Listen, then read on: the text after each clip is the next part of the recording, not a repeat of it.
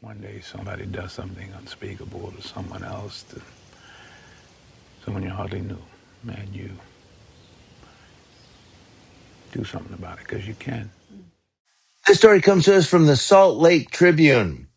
When a unified police lieutenant tried to pull body-worn camera footage for a case where the suspect had confessed to arson and attempted homicide, he discovered something curious. The video wasn't there. Really. And apparently the missing footage wasn't a one-off incident. Uh-oh. In fact, Officer Mario Widowson hadn't uploaded any body camera videos during the first 3 months of 2023 and had failed to turn on his body camera 103 times during the same period. Surprise, surprise, surprise. When confronted with those facts, Widowson apologized and said he didn't know it was that bad and that he was embarrassed by it. You're embarrassed by getting caught. This wasn't his first time violating the department policy. Really? During Widowson's 5 years with the department, he neglected to properly log body camera recordings, turn in reports on time, and activate his body camera, including during at least one incident involving use of force. That's why we record you. Between 2019 and 2023, Widowson received several disciplinary actions according to documents the Utah Investigative Journalism Project obtained through a records request. Those interventions included at least 4 formal warnings, several informal conversations, 2 corrective action plans, and a no-pay suspension of about 180 hours. In the arson case, however, Widowson's second chances had run out, and he was given a notice of termination that chronicled a pervasive pattern of policy violations. This is not the first time you've been disciplined for dereliction of duty, insubordination, report submission, or failure to activate your body-worn camera, read the notice. And it went on. I cannot, in good faith, allow the citizens of Salt Lake County to bear the burden and liability of an employee who demonstrates this type of behavior, it said. Now, that notice was among dozens of disciplinary records of the UIJP they received over the course of a year after filing nearly 170 record requests with the 48 Utah law enforcement agencies, specifically to every sheriff's office and police department of larger cities ranging from Salt Lake to St. George. The requests asked for disciplinary records of officers who had violated body-worn camera policies between January of 2019 and June of 2025, as well as the agency's policies themselves. The UIJP also attempted to reach the individual officers named in this story through their current or former departments, but received no response, of course. The records identified 25 officers across 11 agencies with such violations. Ogden Police Department had the most at 6, followed by West Valley City with 5, and Salt Lake City and Unified Police with 3 each. Of those agencies, Ogden Police was the only agency that did not respond to UIJP's request for comment. The 25 officers represent a small fraction of the majority of the agency's total number of officers, with some agencies employing hundreds of officers. Some of the records document what appear to be one-off incidents, while others paint the picture of more egregious patterns of behavior. Welcome to being a cop. In several of the cases, the records documented other misconduct, ranging from disrespectful language to mishandling of evidence and failing to fill out reports. An investigation into a former Davis County Sheriff's Deputy, Tyler Young, for example, found he had accessed and shared information from the state's criminal justice database without authorization, violated a driver's constitutional rights after stopping them on private property, and tried to use his position as a deputy to argue against a Brigham City officer's decision to screen custodial interference charges against him. Young resigned during the investigation. Bye, ollie oxen free.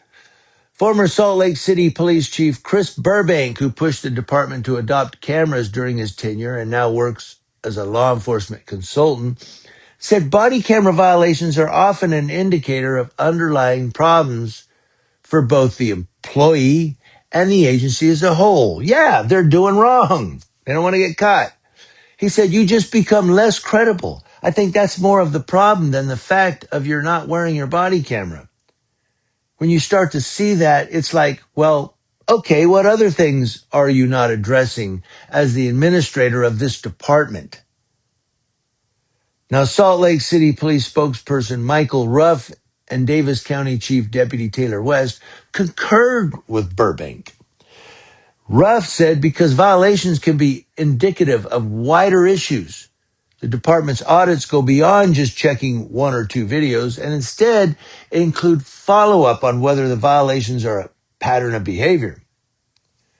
Likewise, West said the office has an early intervention program that will flag issues like a deputy routinely shutting off their body camera. An alert is then sent to the deputy's entire chain of command. West Valley City Police spokesperson Roxanne Vainuku, however, disagrees. She pointed to the fact that violations can have several causes, many of which do not reflect misconduct or systemic problems. Likewise, Unified Police spokesperson Sergeant Amy Race said some violations are also the result of equipment malfunction or low battery. Only a few of the disciplinary actions reviewed by the UIJP show what appear to be genuine one-off mistakes. One West Valley officer, for example, did not turn on his camera during a vehicle pursuit because he was on his way to work before he could pick up the camera.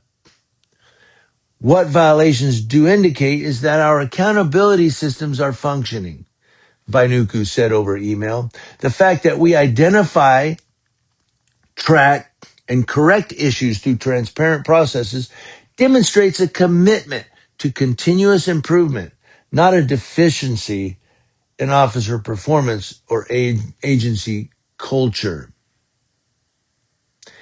Adam Schwartz, Privacy Litigation Director for the Electronic Frontier Foundation, agreed that law enforcement personnel should be held to the same accountability standards as any other professional. And I'm going to stop it there. Yeah, it's quite lengthy. It goes down. I gave you a whole bunch there. But the bottom line here is, the whole thing here is, a couple of things I want to nail. I'm done. As far as these body cameras go, first of all, this is why we record the police. We record you because your idiots aren't smart enough to operate their cameras, or they just don't want to do it. Well, I might get caught doing something wrong and I get suspended. Hey, chief, there ain't no video. Here's my report. Take my word for it. That's kind of what it is. That's the gist of this whole thing. That's why I record. But here's the thing. So you got these officers. It's not a one-off policy violation. They're finding multiple policy violations. And don't do that. Gonna suspend you. No, I really mean it. I'm really gonna suspend you. Stop. Please stop, And just continue. And nothing. Well, there's a union. Union my ass. You could fire these cops 15 violations ago. And it sounds like this one cop, his second chances ran out. He's done. Second chances, you mean 20 second chances. 103 camera violations? Come on now. But these police departments, we're trying. No, you're afraid you're not going to have enough cops on the streets, one, or this cop's an asshole and, hey, he's a great cop. He makes a lot of arrests. Yeah, but he breaks policies and violates people's constitutional rights to do it. But there we have American law enforcement.